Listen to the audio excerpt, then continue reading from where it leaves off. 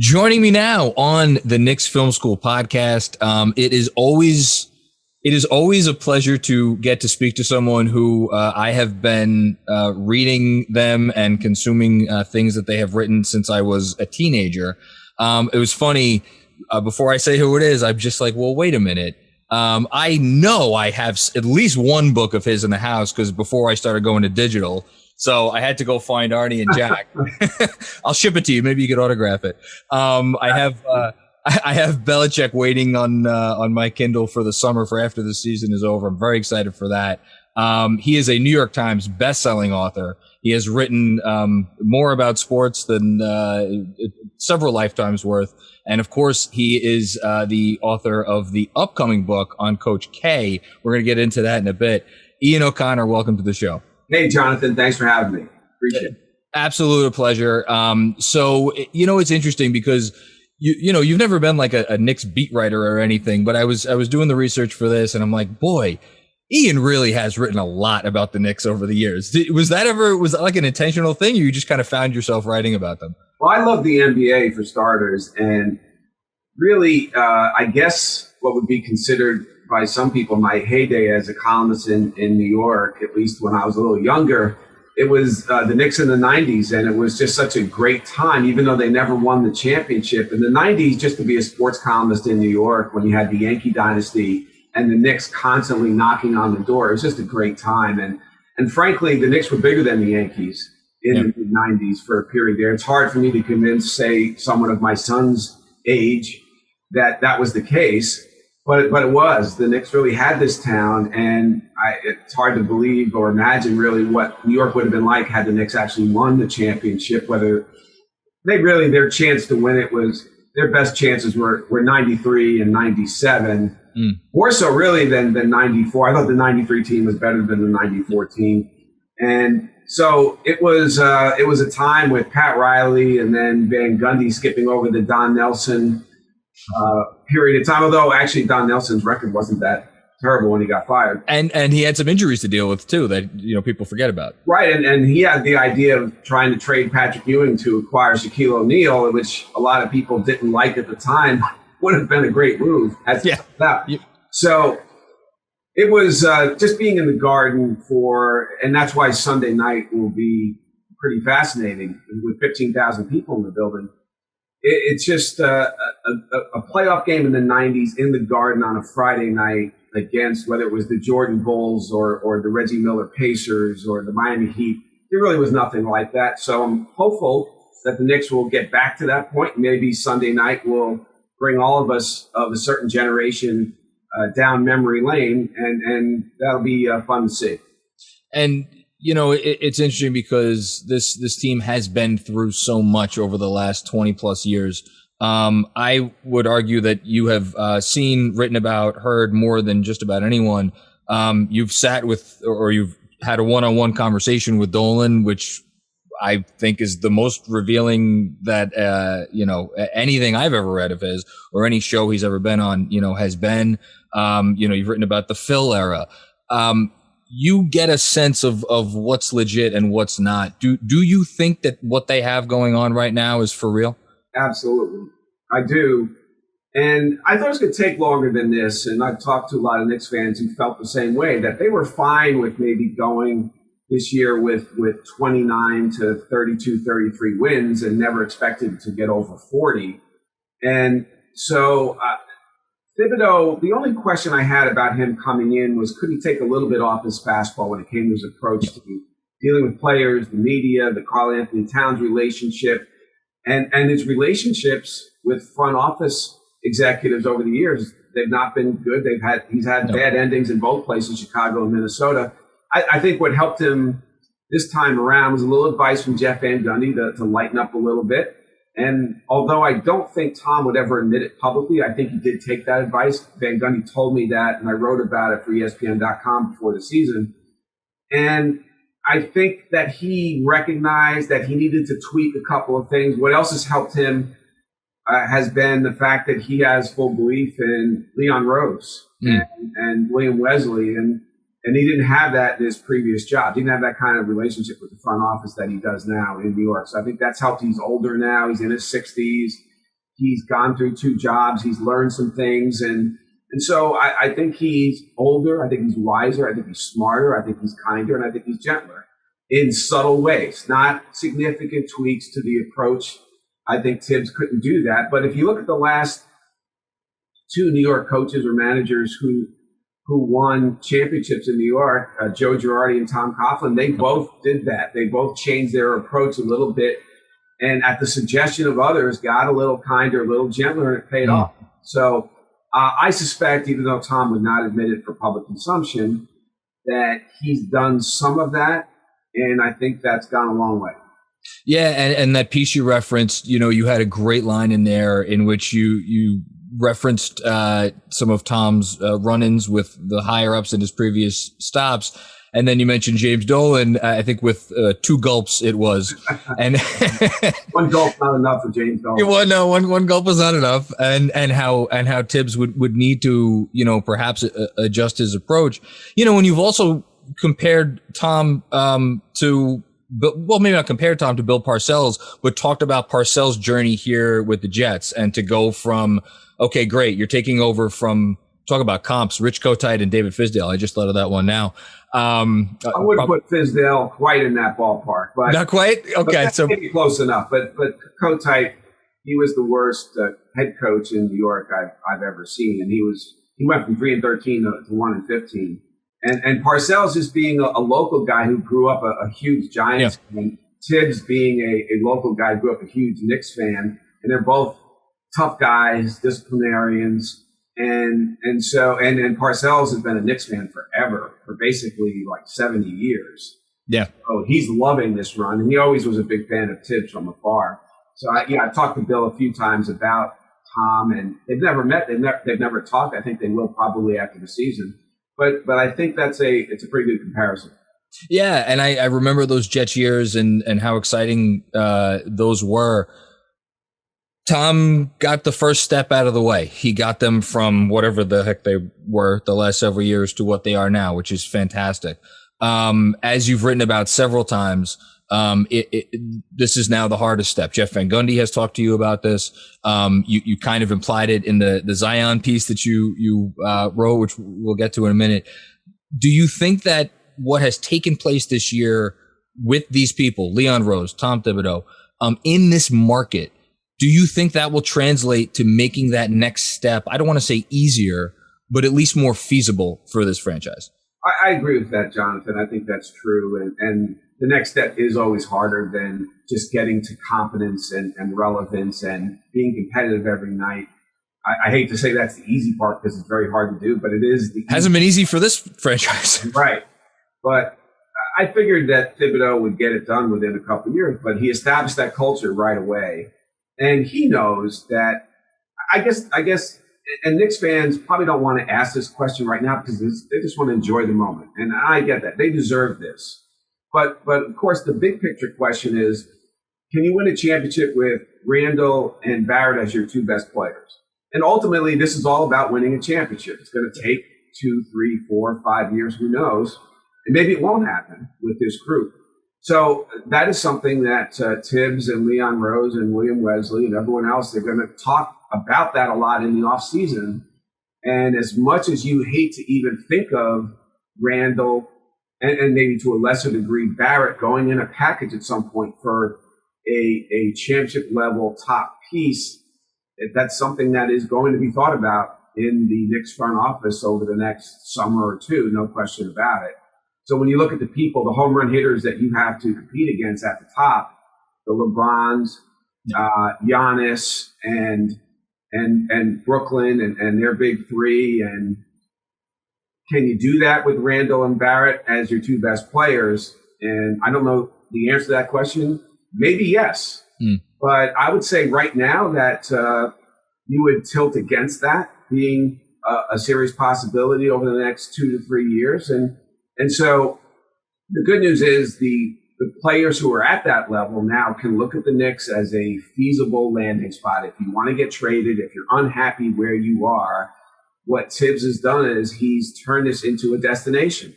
And the Knicks haven't been a destination for the better part of 20 years. So I think that it is now much more feasible to make that next step. The question is, how do you get there? And can Randall and Barrett still be part of that going forward? Or do you have to make a really tough decision on either of those two fronts? It's interesting. You mentioned LeBron. I was listening to, I think it was last week, your colleague, Brian Windhorst was talking about the Knicks on the podcast and how, once upon a time, the Lakers had a fun young team, Brandon Ingram, Julius Randle, Kuzma, Alonzo Ball. And then, of course, the chance comes to get a guy like LeBron James, and all of that goes out the window, and then you do what you need to do. I guess what got me thinking about it is, that team never had the success or the, quite frankly, the love from the city of Los Angeles that this team does. Some other reasons for that, where they were versus where the Knicks have been over the last several years. And they also, and this is what I want to ask you about, because you've written about Leon Rose, and they seem to be really embracing this whole kind of, it sounds kitschy to say, but this family dynamic. All the players keep coming on these Zooms and talking about it's a family, it's a family. I wonder, will there be some conflict at some point internally about which direction to go? Because how much do they want to preserve that with, and Randall and RJ, like how much do they play it? Have you thought about that at all, and what that might look like? I have, and that's why if it gets to a point where they have to make a deal, particularly with one of those two players, it's going to be very difficult to do that, just because you want to see them part of it. They in a sense, almost on a certain level, deserve to be a part of it, particularly Randall. You can't ask more of a guy than they asked of Randall this year, and he delivered on all fronts. It is sort of sacrilege to even think of trading him.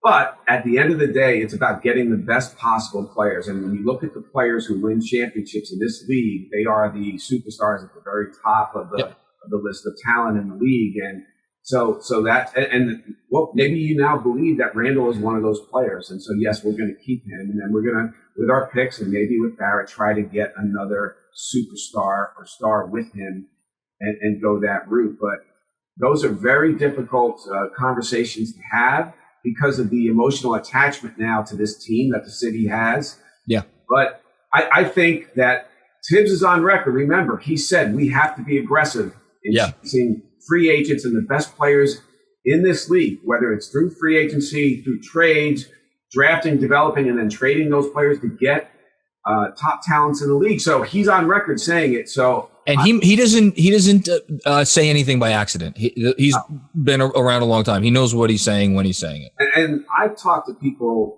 very close to Tom, and some who didn't want to be identified. And he is all in. If they can get a top 5 player in the league, and you have to trade one of your top guys with other parts that are attractive and you've developed, he's in on that. He's going to be willing to do that because he understands what wins championships in the NBA, even though he hasn't won one. He did in Boston, obviously, as a Doc assistant, but different. The Knicks are going to have to pull the trigger if they are confident that they're getting a better piece to win a championship, without question. And you have to make decisions that are not emotional.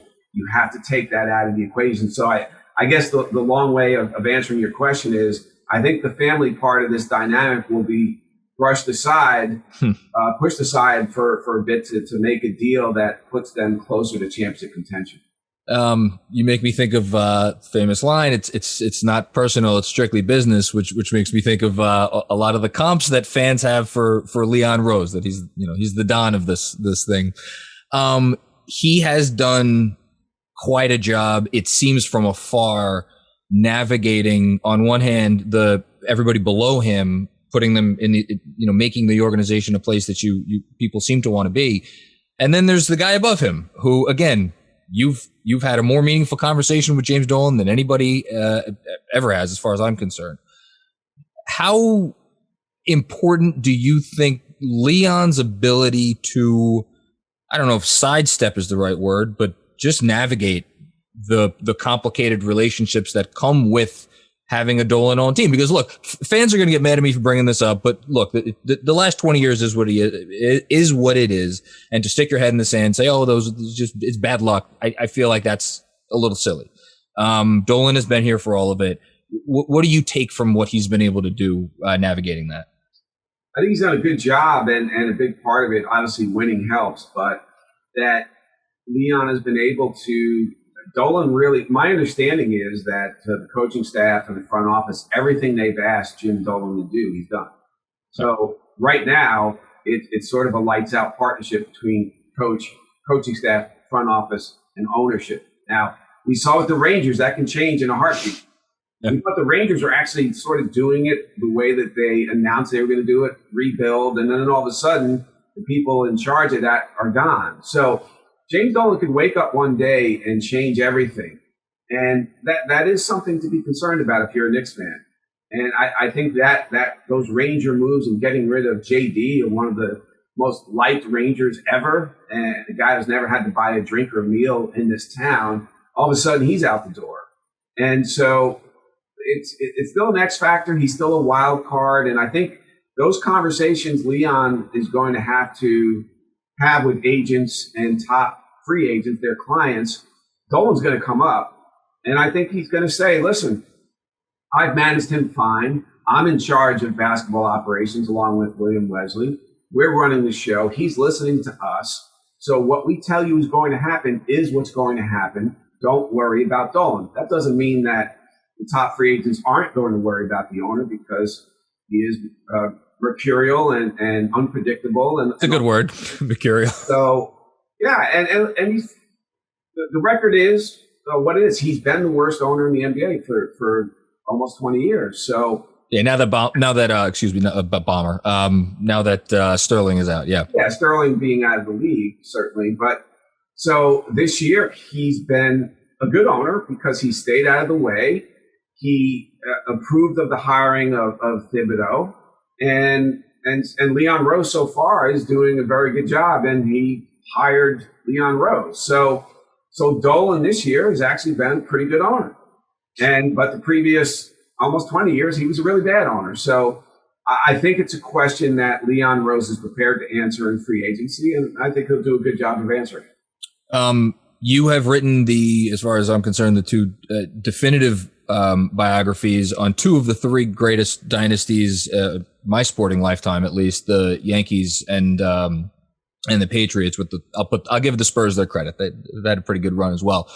We need a Popovich book from you. Can you get that on the docket? What's taking so long? I'm not going down that path, and nothing against Greg Popovich. I don't know if that book would pop, for no pun intended. I don't know if there's the same national fascination. That's fair. I could be wrong about that. I think it's a book that obviously would sell quite well in that market. But I think nationally that Belichick and now even Coach K, I think there's more of a fascination and more intrigue about those figures than Belichick. But I could be wrong. I've been wrong before, certainly. So we're gonna get to Coach K, and that's my last question. But regarding these dynasties, you kind of have peered behind the curtain again and seen what makes these things last. Do you think it's about having a central figure like a Jeter, like a Belichick?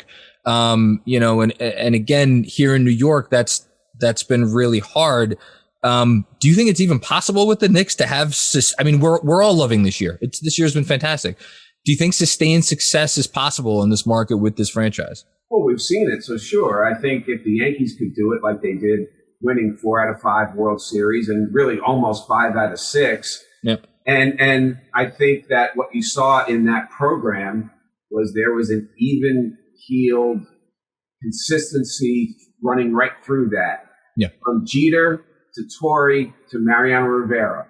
Think of those personalities and just how consistent they were every single day through that dynasty. Okay. Then look at Belichick. You may not like his personality publicly if you're not a Patriots fan, but it was consistent.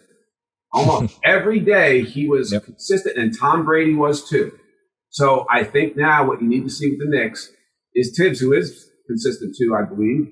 And we'll see about Leon Rose long-term because he's never done this before. He's doing a good job so far. I'd certainly like to see him talk to the fans a lot more than he has. Only the one time. Yeah, and so I don't agree with that approach. I think when you're a general manager or executive of a historic franchise, and particularly in the ultimate media market of New York, you need to talk to the fans sometimes. You can't just hide all the time. I'm not saying he's hiding, but you're never communicating with the fans. I just don't think that's the right way to go about your business.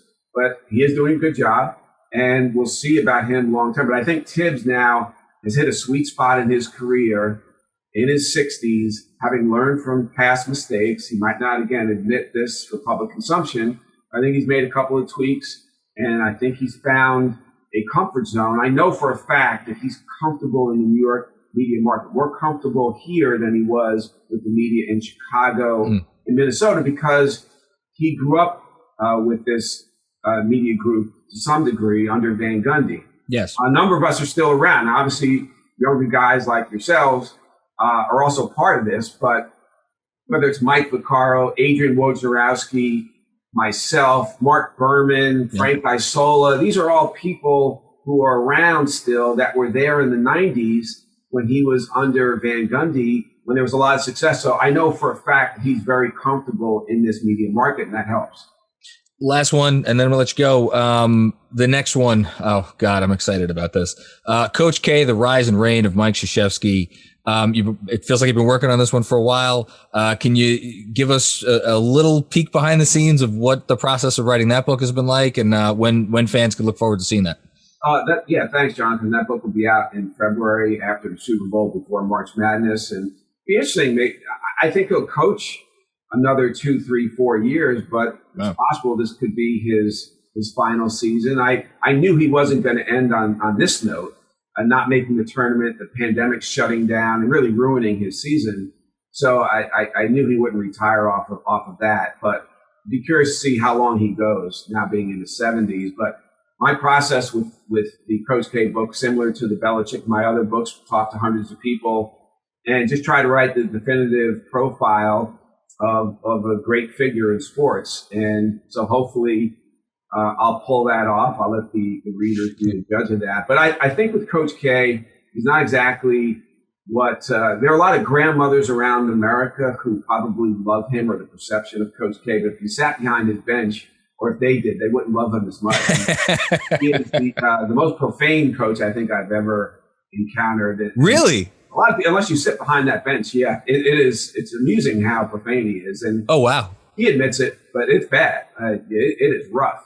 And I think there's a little bit more of, at least maybe the younger version of him. There was a little more Bobby Knight in him than maybe people realized. And the relationship between Knight and Krzyzewski is, I would say, a fairly big part of the book. There's some fascinating stuff that I found that hasn't really been out there before. And so that's one of the narrative threads running through the book. Well, I can't wait to read it, as I'm sure everybody is going to be. It's funny. You said you hope you pull it off. Your next miss will be your first miss. I am. I don't know about that, but thanks, John. No, I am. I've read you for a long time, Ian. Anyway, Ian O'Connor. Gosh, I hate saying this to guests who are like living legends, but can you tell the folks at home where they could find you if they are unfamiliar with that? Well, on Twitter, Ian_O'Connor, and at the New York Post now, nypost.com. I've been there for a couple of months, and so I've sort of gone full circle. Started really in New York at the Daily News, and now at the Post. And back in the 90s, there was a real tabloid war going on, and being at the News, it's interesting to be on the other side of that now. And I think the Post, and I thought this before I joined, after nearly 11 years at ESPN.com, is one of the 2 or 3 best sports sections in the country, if not the best. So hopefully I've added 1 or 2% to that, and if not, so be it. But I'm glad to be there. Well, Mark Berman we are proud to say Mark Berman is a friend of this podcast, multiple appearances on the Knicks Film School Pod. And now we get to add you to the list, which has absolutely been an honor.